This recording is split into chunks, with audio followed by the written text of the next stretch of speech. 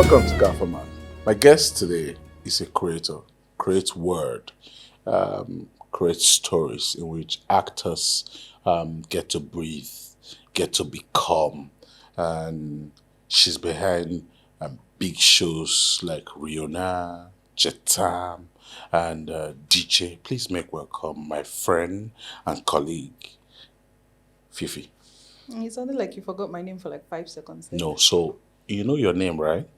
First time I saw your name, I was confused. Yeah, IFEANYI Barbara Chidi. So I was thinking, oh, Chidi. Chidi that I know should be a male. Yeah, that's why I actually put Barbara in my name. Because a lot of people, especially because of the type of shows I make, I don't know why people think that kind of brilliance is reserved for men. So you're not just like a chunk of the industry assumes I'm a man because my name Ifeanyi is usually like Especially with men. usually, but in Delta States. So you're from Delta, you're not Igbo. I don't participate in that conversation because a huge argument about if Delta Because in my head, Igbo right, people it's are either you're Igbo. Deltan or you are Igbo. I am both. I am Delta Igbo. I am from Anyoma. I'm from Isiluku. I'm Delta Igbo. Your case is justifiable. So a lot of people assume that I'm male because Ifeanyi is my first name and Chidi is my surname. So I had to put Barbara in the middle. But even with Barbara, a lot of people still think it's a guy who's writing. Yeah. But yes, I'm female, guys. Because, yeah, the brilliance. Let's go back to One Chance. That's a long time ago. Yeah, One Chance. I remember we were filming, somebody thought it was real. Yes. And I think that's the first time we met. That's the first time we met. Yeah.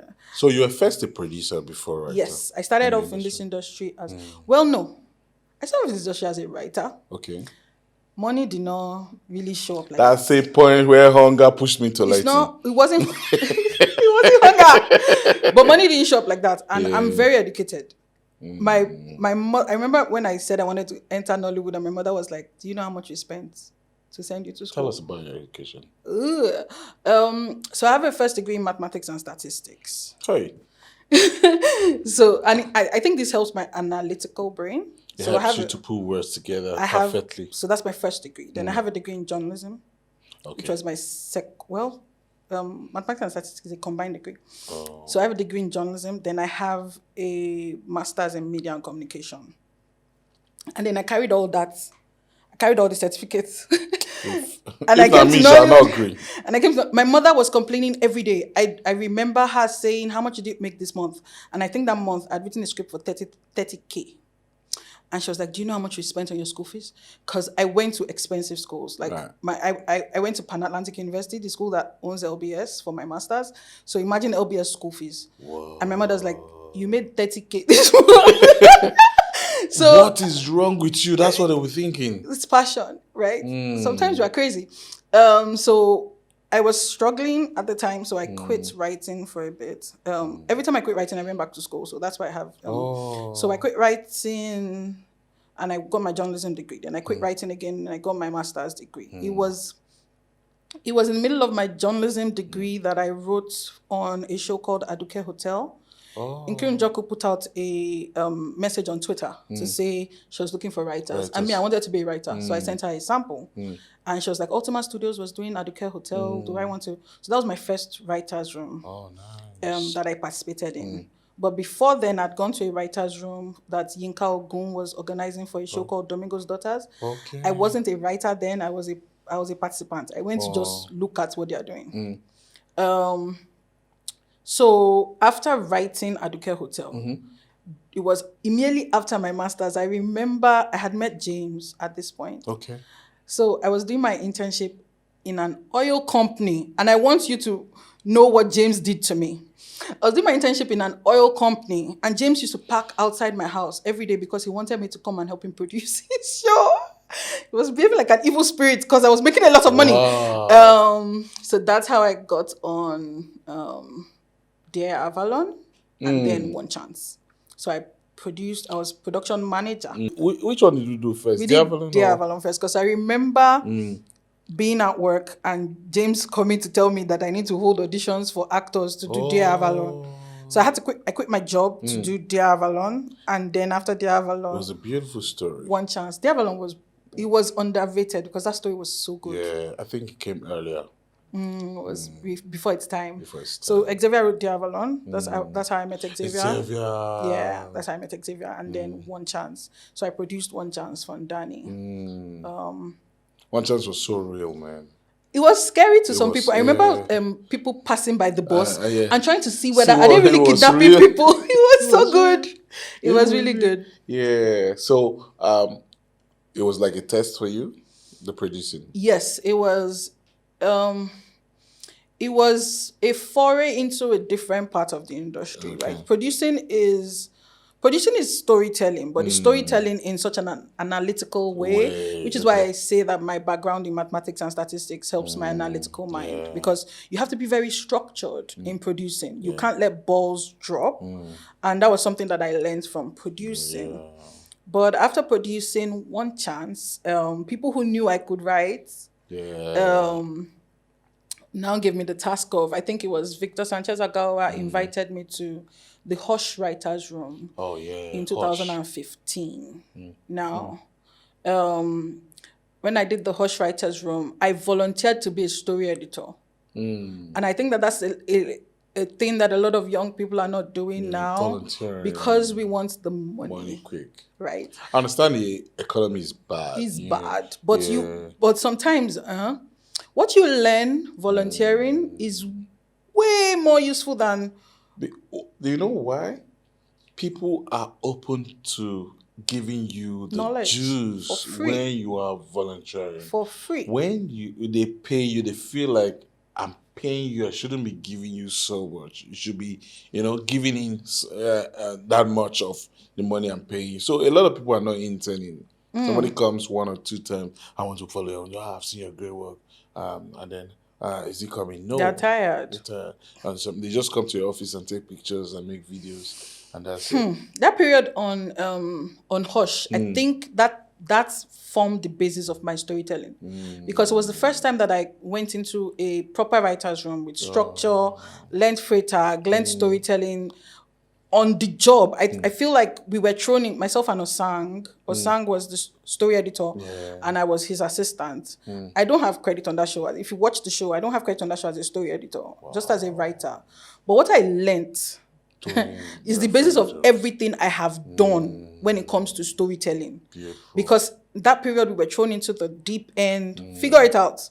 So Osang and I would spend months in a hotel battling out that story by ourselves, and it was forming my muscle. It was way more than anything I could have been paid. Exactly. What I got from that experience, fantastic. Then from Hush, after the Hush 260, I think we went straight to it was either Jimeji or... So I think from Hush to Jimeji, that one I was now credited as a story editor, because they had seen that I could do the work. So I was a story editor on Jimeji. And then I think from Jimeji was when I was invited to my first, there's something MultiChoice calls a development workshop. When they want to create a new show. So they bring people together. They bring people together who are skilled. And, I think even before, so during Hush, I did HOH. I don't know if you remember HOH. Yes. Maybe because what happened. It happened. We do not talk about HOH. It was a beautiful story. Lovely. So HOH was created by myself, Xavier, James, and Fatima. I was the head writer. Nice. So I was story editing Hush and head writing HOH. HOH was lovely. It was lovely. Also before its time. I wish we knew better. Yeah. So, like if we do HOH now, it will be so different from how we shot it then. Yeah, the story was so good. Thank you. That fridge that the man was in for the whole story. Thank you. Who is this writer? It was me. But we had fun on HOH. It was fun. Then so it was from Jimeji. So the first development workshop went, I was terrified. Because even Hush first workshop, I was terrified, because what they did was, those of us who were newbies, we sat on one end of the hall. Whoa. And then on the other And the end of the masters. hall, I'm telling you, we were facing, as in face to face, Tunde Aladeshe, Wangi, Victor. So they put the big people on the other side. So you know how intimidated you are when you know, because these are people that we've been seeing their credits on television year after year after year. They were the ones you wanted to be like, and then they said pitch. And they're looking at you. Yes, and they said pitch to them, and we had to pitch our stories. And I remember pitching my story on the Hush Day, and they said it was good. And if a good person, somebody you consider as You a look up mentor, to and say tells you it's your good. story is good, of course your shoulder will Yeah, go of up. course. So the development workshop, they said we should come with original stories for new shows. So we're pitching. I remember Xavier was in the room, James was in the room. We're pitching stories. Network was saying no. We're like, okay. So I now came up with a story about. So the first version of the story was folklore, all those fairy folk tales that we were told as young Growing people. up, yeah. And I'm not giving this out for free, but imagine if IFEANYI and Obi lived with the tortoise, lived with the so also they populated the whole village. So the story is about these characters, kind of like an American show which I discovered later called maybe Fairy Tale or Fairy Endings. I can't remember the Happy Endings. I can't remember the name now.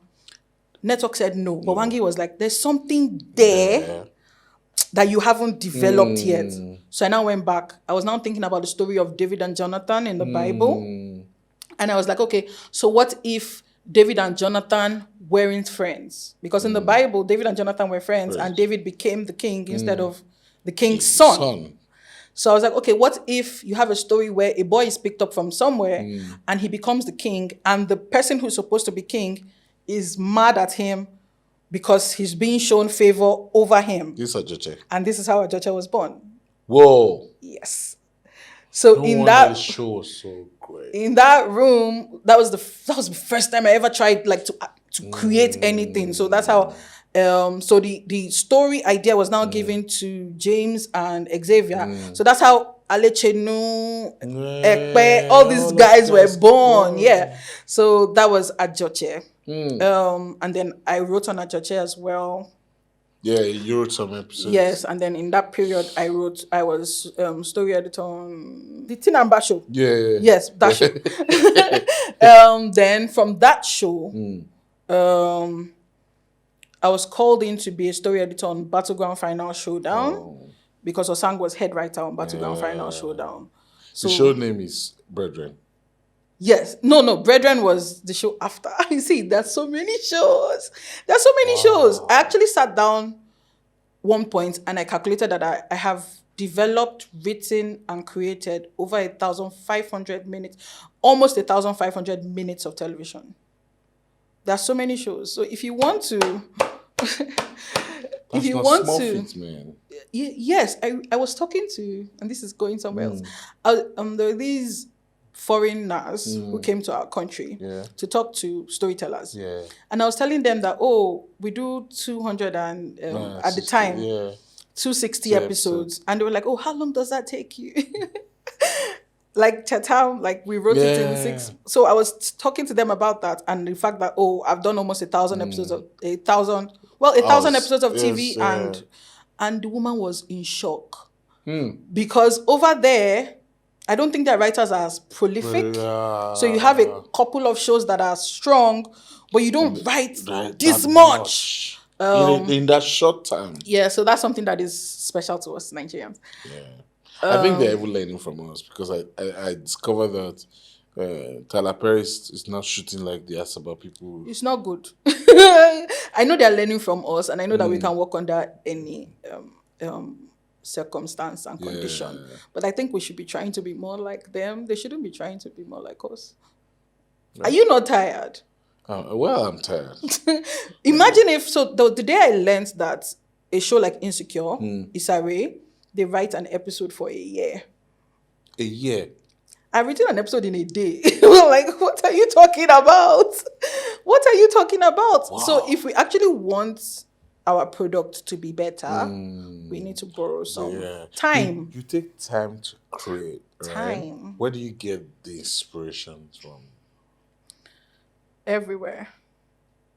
So So I Ajoche, I see that is from the it came Bible. from the Bible. Yes, even some parts of Riona, and everybody could tell. Like when Shema entered the king's Yeah. chamber, and the king wanted her. Yeah. That was.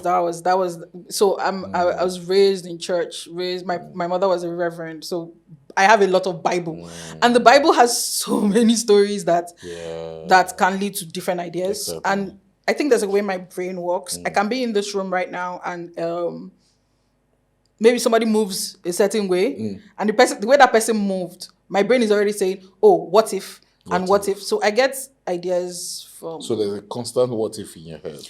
Yes, it's tiring. I get ideas from anything and everything. So it's when I want to actually Put it to work. calm down. So some people say they enter dark rooms and turn off the lights to have ideas. So when I was writing, it's the dark room.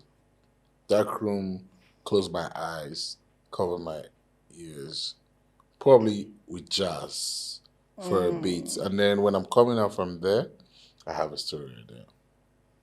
So my own dark room It's like a banji. my own dark room experience is to calm down.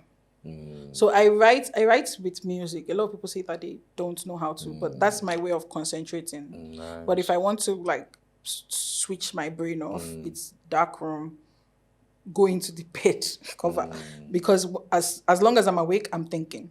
True. Yeah. So Mind is always moving, yes, which is good for a writer. it's good. It's good for storytelling. Okay. It's good for storytelling. So a lot of times, a lot of people ask, "Oh, where did that idea come from? How did you come up with DJ? How did you come up with this? How did you come up with that?" It's because my brain is always moving. I call it neurospicy. Nice. Beautiful stuff. So in this creation, which of your shows has given you so much trouble?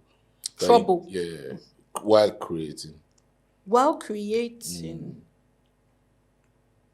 While creating. Like get to a point where the writer's block thing or whatever. While creating? Thankfully, never. I've never had a block while creating. I only have blocks when I'm idle. Oh. Yes. But in the middle, and I think this is it might be a reaction to stress. Okay. Because writing for television, for example, you do not have the luxury of saying I have an off day or I don't feel like it, especially when they've started shooting. Yeah. Because they I need the understand. scripts. Sometimes they call you to even. So, what was the idea with this? Godwin, my mom died. And in the middle of So Rihanna, sorry. Yeah. remember? I remember. And we were owing 30 to 40 episodes. Wow. And we still had to deliver. There was a break. I think I took like a week or 2 weeks. No, it wasn't 2 weeks. A week, because Onye was calling me. I think I took like a week and I had to come back because you have to deliver. You can't step away. You are losing. The production is losing money. You can't give excuses. So I haven't had the opportunity of switching off while creating, but it's when I'm not creating. That my brain just says, you know what, we're tired. Don't do it. And then it blocks. Ice cream. Yeah. What part of this process gives you joy the most? Seeing the character you envision live on TV, or at the end of the story, it feels like, oh, I accomplished this? I think at the end, one of the ends that I would never forget was Rihanna ending. Rihanna ending, the fans hired a hall at Ebony Live Studios so that we can watch the finale. Wow. For me, that was like the biggest fulfillment as a writer, that people are so invested in this show that they used their own money to rent a cinema hall and then invited us to come and watch it. And then watching it with them was such a surreal experience because you were getting their reactions in real time. They laughed where you wanted them to laugh. They cried where you wanted them to cry. They were supporting who they wanted. They were screaming. As in, it was like a football match. And I was looking around the hall. I was like, we wrote this. Then people were sending me videos of... there's this video that's still on my phone. This woman sent it. It was a video of two of her kids standing in front of the TV and screaming. They were falling, they fell to their knees. The period where people came back to life. They were screaming. One girl was rolling on the floor. I was like, from writing. So that's so cool. Yes, that's the moment that has given me the most joy. And Riona came with so many blessings because remember that we had just introduced the Ishakiri culture to people. So I was going to go there. Yeah, Ogiame and all of that. And then the next thing. A few months later. There was an inauguration. There was a real king being installed. Yes, and people online knew on TV they could do the Ogiame. The praises, they knew the praises, they knew what Ogiame meant. I was like, yes, we taught you people that. Guess what? My wife would, anytime I do something nice to my wife, then say, again. I loved seeing it on Twitter. People were so when the inauguration was going on, people were typing afefe lege, like they were praising, like they knew what to say to praise the Ogiame, and I loved that. I also loved when the New Ogiame put out this declaration that there was no longer what we call the freeborn and the freeborn and the Iriale. I loved it. It might not have been as a result of the show, but it was like you were prophetic with your creation. Yes, I loved how it was like storytelling coming to life. So he might not have watched the show, but the fact that he did that, and people who are not particularly Shekiri understood the import of what he did. Because of storytelling. You should do a documentary on this. It's an amazing... It's an amazing... Yeah. I was about to say, do people watch documentaries? But if the storytelling is great... This is a lifetime achievement. For you to be a prophet of someone. And then on the show, there was a measure of both sides. There was cancellation of freeborn and then it happened in real life. It was so lovely. If you were a prophet, I'm sure your church would have expanded by that time. It's one of the reasons I keep saying Riona was spiritual because I don't ever when it comes to storytelling, I don't ever give myself the glory because a lot of television is collaborative, right? If everybody doesn't put hand into the pot, exactly, TV is one of the things that many cooks do not spoil the broth. So if everybody doesn't put hand into the more cooks, the better. The more cooks, especially when people are invested. So you know when the production designer is invested, you will know when the cameraman is invested. So when people are invested, the story comes out great. Exactly. But Riona was not just the people. I feel like there was a spiritual... It was the locations. It was way the more... actors. And then we found actors that ran with the whole thing. They took on those characters as themselves. And then, see, what you created is prophetic. I'm sure almost every actor on Riona got a break. Afterwards. Which is lovely. It's what you pray for. I think you should do a documentary. Think about it. Do a documentary on creating Riona and seeing the after effect. There are videos of the King installation. There are videos. You have videos of people reacting to it. In fact, there's a family who came to Lagos, and then the lady called me and said, "My children want to see you." I said, "Why?" I said, "They just want to see the guy doing light for that show." Aww. Yeah. I think it was 12 and 10-year-old. I was so happy. Like, if at this age, they're not looking for the director. They said they just want to see the light person. Have you ever had this is not what I ordered versus what I got. After you wrote the script and then it comes out on the screen and you're looking at it, you're like, should I tell these people not to put my name? Should I tell this story? Tell me. No, because I'm being recorded. Tell me. I don't know. Okay, so there was a time we wrote in the script. We wrote that people were attached to a bomb, right? And it wasn't bad. They were attached to a bomb, but unfortunately they were moving. So in real life, if you're attached to a bomb and you do will you be moving around? You will blow up. So I was screaming at my TV the entire time.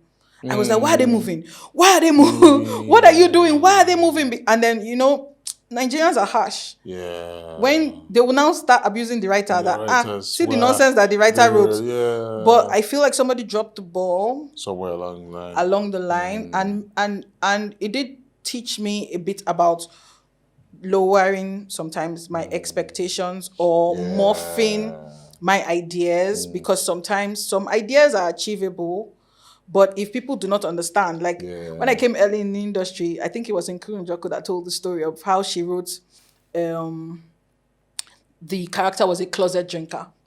Guess what she saw?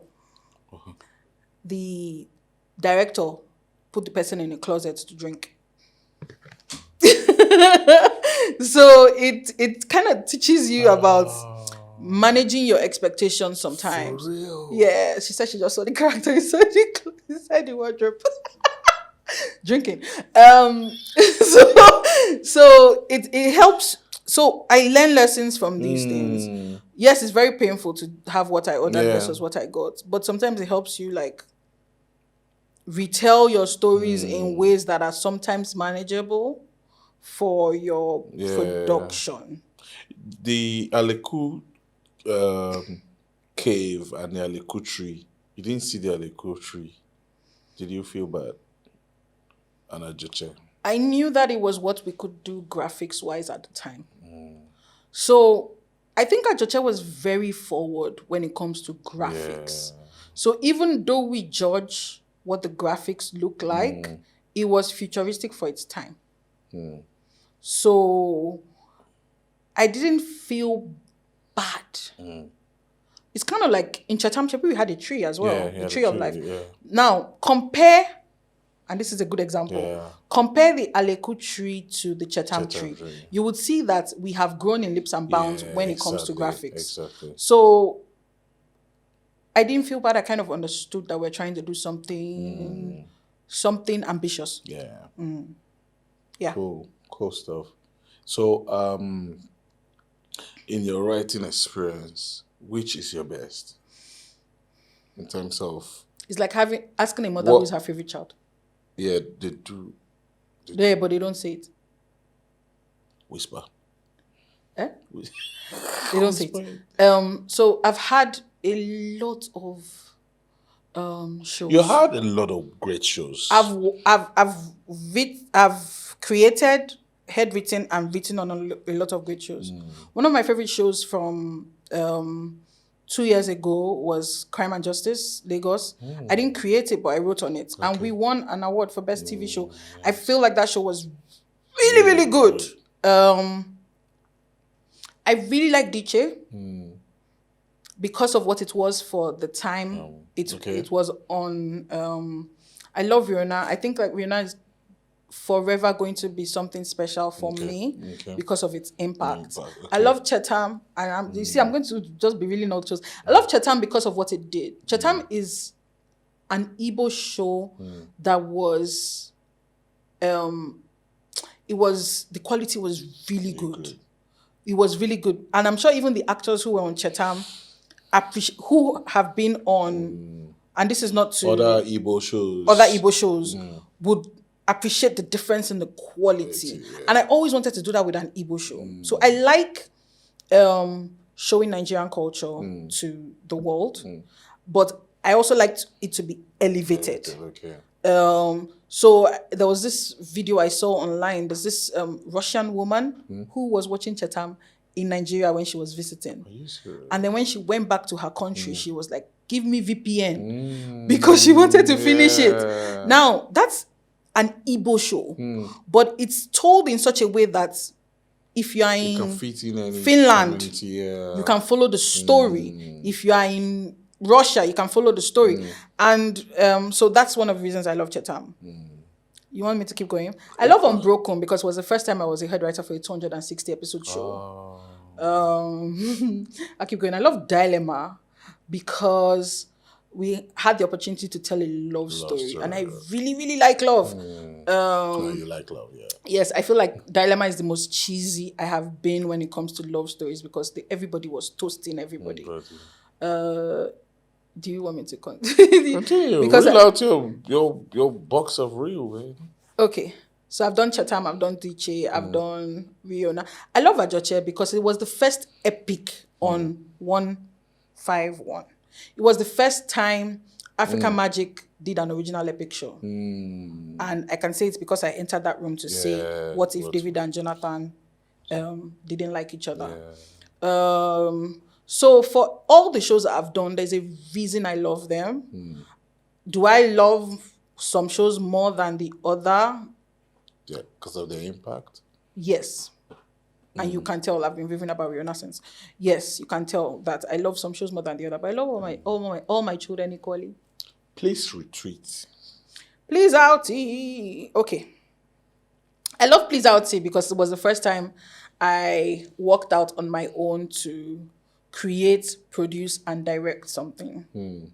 So that's why I love Please Create, Outie. produce, and direct. Yes, let me tell you a story. Please Outie was created in 2016. Yes. Yeah, we've been in this epidemic for a long time. Yes. It was created in 2000. That's scary. People have been kidnapped since 2016. So I'd noticed on Twitter people saying, oh, my brother was kidnapped, my sister was kidnapped. So I created Please Out in 2016. But there's this thing called fear. Right? So I just kept it. And I was like, one day I'll do it. And then in 2023, I think, in 2023, I was just like, why haven't I done this thing? Yeah. And I did it. And it's on YouTube. Please watch it. Yeah. And please retweet. Good. Thank you. And it stars Follow the Storms and Ibrahim. The twist at the end. I was like, oh. Yes. But it pointed like it was like one incident in Lagos. Somebody. Was that the motivation? Yes, the idea was to watch it and feel like it was happening to somebody you know. Because a lot of the times when we talk about people being kidnapped, it feels like it's somebody from very far. Yes, but if you ask your circle of friends, you find out that their brother was kidnapped or their mother was kidnapped. So it was to focus on make it feel like someone you know. And also, not just for entertainment, but to actually shine a light on the fact that this thing is a scary thing that is happening all the time. Because if it happened to one, it can happen to any other. Yes. There was this story on Twitter about a girl who got kidnapped. And on Twitter, everybody was talking about the kidnap. And the person who kidnapped her was talking about the kidnap on Twitter with us. Are you serious? Until he was caught. So as we were retweeting the girl's picture and saying, oh, this is where we saw her, the guy was also... That's how people are crazy. Thing. Yeah, he was monitoring it and then tweeting as if he was also worried. But when they caught him, it was like, see his Twitter page. Yeah. It's full of, find this girl, find this girl. But he was there. Can you imagine? That's crazy. I love human beings. They help us tell stories. Because if we don't have human beings as dark as that, when we put it on TV, people don't believe. People won't believe it. But there are people. Yeah. We have people. Your stories are relatable. Thank you. And being a director now, are you going to write less? That's an interesting question. Am I writing less? I'm sure you're not going to write as crazy as you wrote Rihanna, Jache, and all that. Why not? Well, am I going to write less? I don't know. Am I going to write everything I direct? Yes. Would you be able to direct somebody else's story written by somebody? I don't know yet. If the story is good, maybe. I don't know yet. It's not a question I can answer right now. But will I be able to direct something somebody else wrote? Possibly. Because I feel like I can make it better. Yeah. And you're very chilled. It's a honor. A great pleasure and honor to work with you. Thank you. Huh? I said thank you. Also that you know the right hands to put together. Oh yes, I think this is from producing and then from working with you guys for so many years. It helps to know, and this is something writers should learn. Don't isolate yourself, right? So as a writer and a creator, one thing I do a lot is go to set.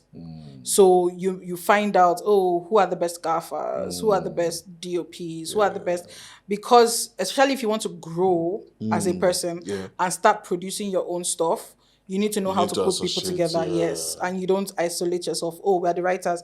And I don't know if it's something people do on purpose, but because writers always write in their houses and away from sets, so it now feels like that's a different, but we're all crew. Yeah, true. We're all crew. And because it's always this writer self could put us for trouble. They don't know what they face for location. We're all putting ourselves in trouble. I think it's a blessing to work with some of the producers that I've worked with because there's a lot of communication. Yeah. So Yeah, I they'll call remember and that say, time they will call you, Fifi, you- what's your intention about this yes, particular thing? you wrote a river here, we don't have river. I remember. So it's very helpful. It also sort of creates some sort of camaraderie between writers and crew. So Uche continuity call me Taya. Like so you know names, you know faces, you know people. It helps a lot. It helps a lot. And one thing also I appreciate about you is, as a writer, you used to come set to see, this is where the road to the other man's house is. So when I'm writing, Yeah. I'm not just thinking that the road is back Somewhere this way. else. It helps to visualize. Is this something you will encourage other writers to do? Definitely. So you can't write in isolation. I know that you've created the mind palace in your head. So you've seen the villages in your head or you've seen the set in your head. Yeah. But sometimes it's not the set that the production designer is seeing. It's true. I remember one of the shows that we created, one of the shows that I was head writer on. I didn't create this one. I had written that the oh God, I don't know if this is an indictment on somebody. Should I say it? I'd written that the actor was pushed down the stairs. Okay. And she was in a coma for lots of months. Yeah. And then we went to the set and the stairs had carpet. Oh. And the stairs were short. And I was like, even if she falls, the head will not even You'll pain not her. even hit No talk anywhere. of coma. So you were a producer, writer, and now you are a director. Yes. What's threat. yes? What's the new thing? So I have a film coming out on Africa Magic. It's called Bedazzled. It was written and directed by me. So people need to watch out for that. It's good to say. It's good to say that it was written and directed by me. That's what I'm saying. I'm doing this for you, man. And I've been writing for about 10 years. So it's not automatic. It's You even took time. Other people would have been directing stuff. to be honest, and that's why I said Please Outie was made in 2016. I really wanted to go into directing early, but I decided to take my time, immerse myself in storytelling, be one of the best, and I've gotten that, and then move on to the next thing. So for me, directing now feels like starting over again, being a baby. But I love the challenge of it. I love learning. I'm a nerd, so I love to learn. So I'm learning on the job. I'm learning new things, a new part of this industry, so that I don't get bored. And I'm loving it. No, I like your story from entering the board, Africa Magic board, afraid as a new writer who's meeting established writers, and now you're entering there with some pitch deck and everything as a director of their show. It's growth, and I love it for me. That's not just what happens over the night. It took hard work because look at the things that you have created. They've been consistently great. Like all the shows you've been mentioning, there's no one you can say, this one is great. This one you did great with all of them. Thank you. So after this, we're getting more films directed by you. Yes, definitely. Films, television shows, written and directed by. Of course, with TV, I can't write everything, but I would have like a major influence on how the story goes. I want to be. They would say the Shonda Rhimes of somebody attacked me at an event and said, "You are the Shonda Rhimes of Nigeria," and I was immediately intimidated because Shonda Rhimes is Shonda Rhimes. Yes, but I really want for Nigerian television to be as world accepted and renowned as like a Shonda Rhimes. So the way people watch Scandal in all the countries of the world, I want a television show from Nigeria to have that sort of impact. That's my goal here. That's beautiful. That's What would you tell a young person who has the skill of writing and her laptop or his laptop is full of ideas and there's no medium to express and is trying to give up? Okay, so the thing is keep writing. the more you write, and this is something that I learned myself, the more you write, the better you get. Yeah. If your skill is undeniable, work will find you. True. So you need to get to a place where your skill is undeniable. Like nobody will read your material and say there's a fault in it. Yeah. So the fact that you're writing and everything is on your laptop for now, remember that everything is happening for now. It's not going to be forever. The fact that you're writing and everything is on your laptop means that you have something to say. And stories always, they're like it's like a river, right? Stories are like a river. It will always find its path. So your stories will find the platform. Thank you, Fifi, for coming on Gafferman Show. Thank you for having Sure, me. if we call you, come again. Sure thing, but what are we going to talk about next time? Maybe my Your new new shows, project, my new new shows. okay. So you don't get tired. Don't coast. Keep creating. Thank We're you. cheering. We're behind you. If you need our support, just hit my manager, and then we're there with you. Thank you, Godwin, and I have to say I really appreciate you. Like we've since One Chance, we've actually like come a long way. I've seen your growth and you've seen mine, and I'm very thankful for that journey.